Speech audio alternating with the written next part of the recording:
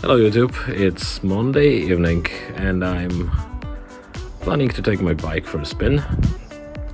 So I was thinking about that video for a couple days, so it's time for a review of my Honda NC750X.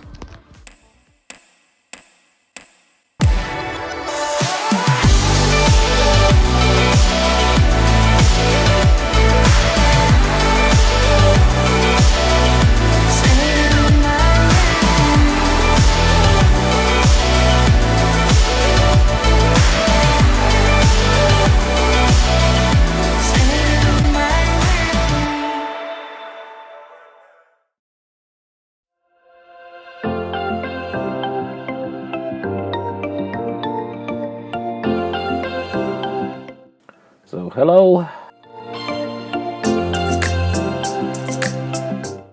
The 10th episode of my vlog. I decided not to record the audio when I ride, because I'm just not a good multitasker, and when I write I just cannot really focus on what I say.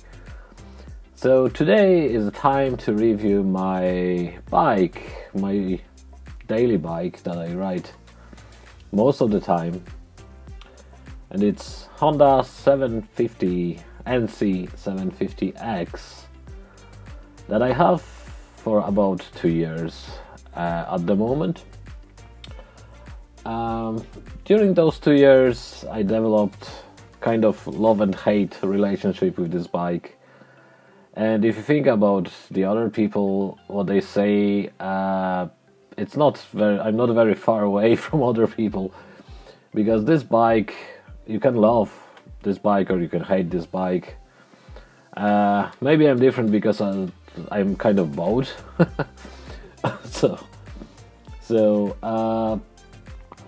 How did it start? I bought this bike, as I said, 2 years ago. I'm the second owner. I bought it from the north, and this particular bike is the 750XD, so it has the semi-automatic gearbox, the dual clutch transmission, and it was originally a demo bike, the demo bike of Clinton's in Belfast. Then someone bought this bike, had like maybe a year or something, and sold it to me. What can I say about this bike? Just some technical specifications. So it's 749cc twin engine, twin inline. As far as I remember, it's 57 brake horsepower, so it's not very powerful. Actually, it's pretty low power for that size of the engine. The torque is like 78 Newton meters, so it's not too bad. It's not too good as well. It's not a sporty bike. So what kind of bike it is? This bike, there's one word that you can say about this bike. This word is, it's correct. The speed is correct. The engine size is correct. The petrol consumption is correct. The suspension is correct. The sitting posture is kind of correct. The engine sound, the exhaust note, as they say, is not correct. Actually, it's terrible. But I see that all the people are like that are reviewing NC750 are saying mostly like how great this bike is, and it has its issues actually. So it's not a perfect bike. It has some huge advantages, but also it has huge disadvantages. So what are the advantages? The first one is of course price. I am cheap. I like cheap things. I like good value for money. So if you think about NC750X, so it's a cheap bike. I think the manual transmission version is like 7,000 euros, brand new in the dealership. If you look for the same model as mine, my one actually it's 2015, but even the brand new is like 10,000 euros at the moment on the road. So it's not a bad price. It's really good price. It's really good value for the money. This is the biggest advance of this bike. So it's really low price for a Honda. The biggest disadvantage, in my opinion, is how you sit on this bike. So this bike is trying to follow something called New Adventure. So it looks like the adventure bike, but actually it's not. Riding this bike on off-road would be a disaster experience. So it's mostly a road bike. It's not, it's pretty heavy. It's like 230 kilograms wet. It's pretty high. That's another disadvantage. So it's pretty high. The high seat is probably 830 millimeters.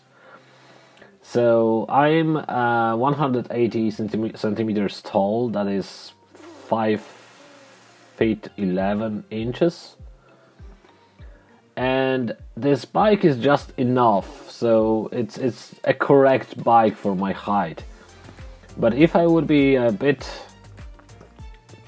smaller, I would have a really big problem to sit on this bike. So it's not a bike for short people. That's it. So don't believe what they say. There is no chance I can get my feet on the ground on this bike.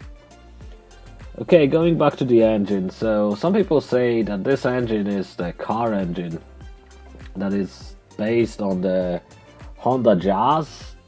That's total lie. It's not. So if you know anything about mechanics and you know what is dry clutch, wet clutch, and what is the transmission, how the transmission works, so this engine has got absolutely nothing in common with the car engine. It's a standard bike engine. The whole idea of this engine was that Honda decided to create, and the first model was called NC700, by the way. So a couple years ago, Honda decided to create a new line of motorcycles based on the NC line, and it's called NC for New Concept. The whole concept was create a very low power, reliable engine. So it is 2-cylinder and with very low compression, so it should be extremely good on petrol, and that was their idea. And actually this is a huge success from Honda because they made it absolutely correct. So the engine is pretty okay. That's 57 brake horsepower is enough, so it is correct to power this bike. You can do your any speed, any allowed speed without any issue. Still, it will, like, the fuel consumption is absolutely fantastic. So when I ride it, it's like 3.7 to 4 liters for 100 kilometers. And with that power, you can go even, I think, 180, 190 kilometers per hour. So it's much higher than the allowed legal speed on the motorway, that is 120. There's no problem, like, for example, riding with the pillion. So the bike is strong enough, the engine is strong enough for that. The gearbox is pretty smooth. Sometimes it's a bit harsh when it's cold. You can feel the changes because this is not really automatic transmission. If you think like automatic transmission in car, so in the car you have automatic transmissions based on the planetary drive, and with the torque converter system. No, this is the DCT, so it's a dual clutch transmission, so it's really a manual transmission with computerized shift lever. So you have a small computer that changes your gears for you based on your speed and your throttle position. This is really handy. It's pretty okay to drive. There is no problems. Like you cannot you can't feel the changes. So it's not like in the CVT in the car, like a hybrid car, that you don't feel any gear changes. It's not like a scooter with the CVT. It's kind of manual transmission with the computer that does the job. So instead of your leg, it changes it automatically. The clutch is automatic. So it's really automatic clutch, not the automatic transmission. Wind protection. Wind protection is kind of terrible. People are saying that it's okay. The original windscreen was a disaster. So I bought that one from Poish. I don't know what is the proper pronunciation for that. Still, it's not great because all the air interference goes directly into my helmet, and it makes my helmet extremely noisy. As I said, the posture on the bike is pretty terrible. So if you think about long rides, I know there are some people that are using this bike for very long rides. I can't imagine how they do that, because the seat, the factory seat was absolutely terrible.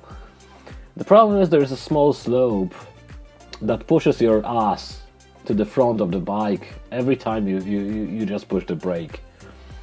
I don't know if they fixed that in the newer models, but this model was absolutely terrible. To improve that, I installed a accessory seat. It's from the company called Shad.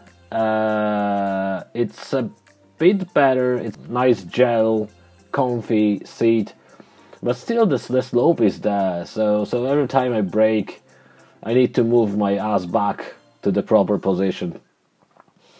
And also the legs, the foot pegs, they're pretty tiny, and you don't feel any mass put on the foot pegs. So most of the mass of your body goes into the seat. And for the longer rides, I don't think it's comfortable.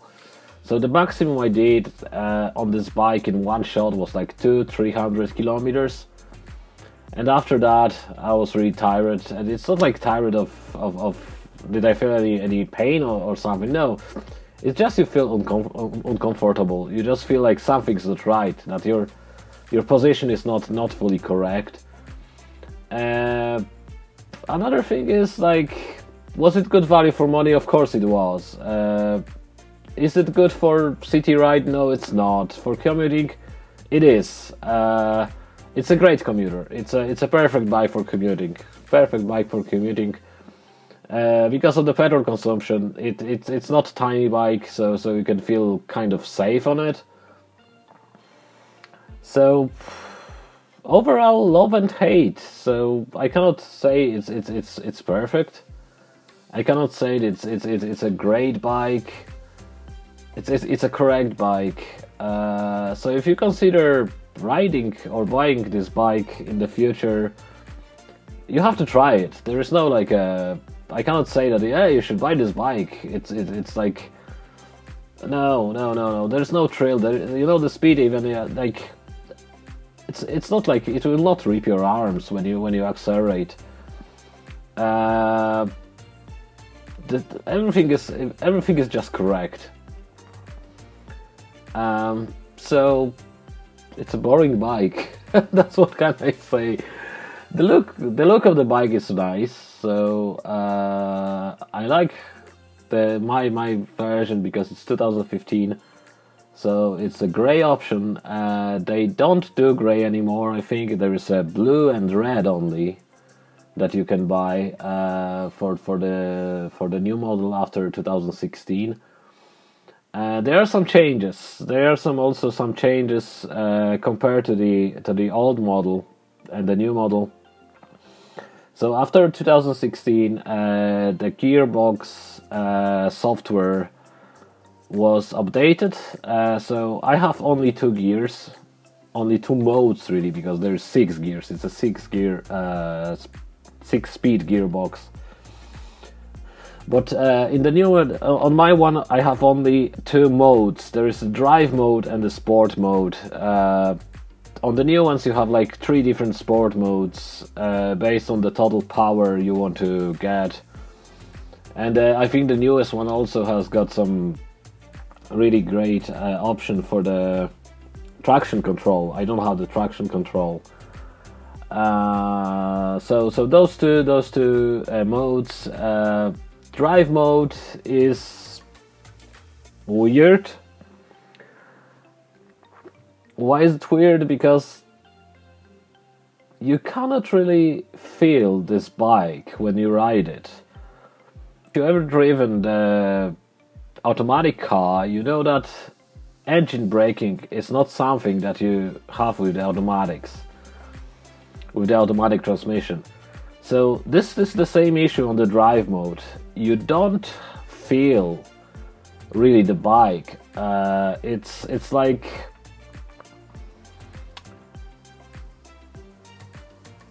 when you close the throttle, the bike still goes the same speed.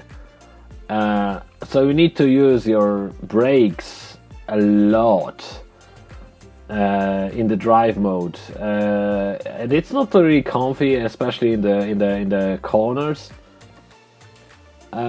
In the sport mode, it's much better, but the petrol consumption is not that great anymore. So in the sport mode, it changes the gears in the transmission with like 5,000 RPM or something, and then it's more you feel like more confident. You feel like you have a bit more control when you are in the sports mode than in the drive mode. So that's pretty. It's pretty weird, because the problem is your confidence. So you don't feel this bike. You don't feel the engine. You don't feel the. You feel like you're a bit out of control on what the bike is doing. And after 2 years, I still kind of don't trust this bike fully, because sometimes the gear is changed on very unexpected moment, and you just totally not ready for that. For example, you are in the corner, you just slightly open your throttle, and that changes the gear, and you feel like oh it's shaky. For the motorway, that drive mode, it's probably okay. There is no issues on the motorway. But on the motorway, even if you have manual transmission, it doesn't care. You are on the highest gear and you just ride. Suspension. Suspension is very basic. There is probably nothing you can say except the rear suspension.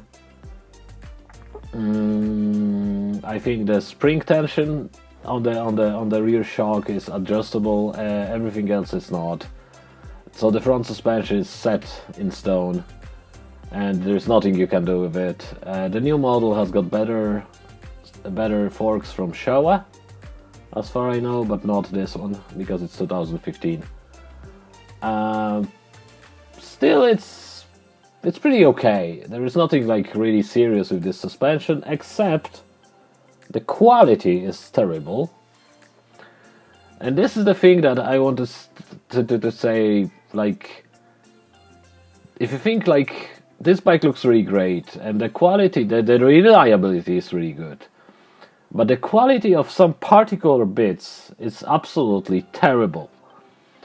So the first thing that is super terrible, and I really hate, is the rust. So if you look on the catalytic converter or on the exhaust system, it's after 6 years after production of this bike, it's totally rusty. It's like one big rust. The rear swing arm it's also rusty, and you don't look on it. You know, you don't care because you don't look on your rear swing arm. But you know, for the bike that it's like 6 years old, you should expect not to have that kind of rust, that surface rust. You know, it doesn't change the function of the bike. It's still pretty okay. It's just something that you don't expect for the 6-year-old bike. So they had to cut the price on something, and I fully understand that the materials they used are not the best quality. They are correct quality, nothing else. So another correct here. So that's really, I think, the worst thing. So some bits are just shockingly bad. If you think about materials, about how it's manufactured by Honda. From the other side, this is what you pay for. So you pay for cheap bike, and you got a cheap bike. So don't expect that this is like a better CB 500X or like worse Africa Twin. It's not. It's totally different bike. So what else can I say? Should you buy it? Ride it. Go for a test drive. Check it. Check if you like the sitting posture. For me, it's not perfect. It's just okay. It's not super comfy. You can feel the price of this bike. You can feel the weight of this bike. You can feel the power of this bike. So it's a honest owner review. Nobody paid me for this review. It's just my personal bike that I ride for 2 years. So would I buy this bike again? Probably yes. Because it's a solid bike. It's not terrible in every aspect. It's not losing the value over time. It rides well. It's good for what it's designed for. But if you are looking for something that, I don't know, looks great, go for Royal Enfield. It's cheaper and looks really great. If you are looking for something sporty, go for your Kawasaki Ninja or GSXR, because this engine is not for you. It's absolutely not for you. If you care about how the engine sounds, this is absolutely not a bike for you, because the engine sounds absolutely terrible. This is the price you pay for the low fuel consumption. If you are looking for something for the long touring on the road, boy, I don't know, BMW GT, what is 1600 GT or something, or even the old R1200 RT. Those are much better bikes for touring, or like a Honda, what is the Honda Panure Open or something like that.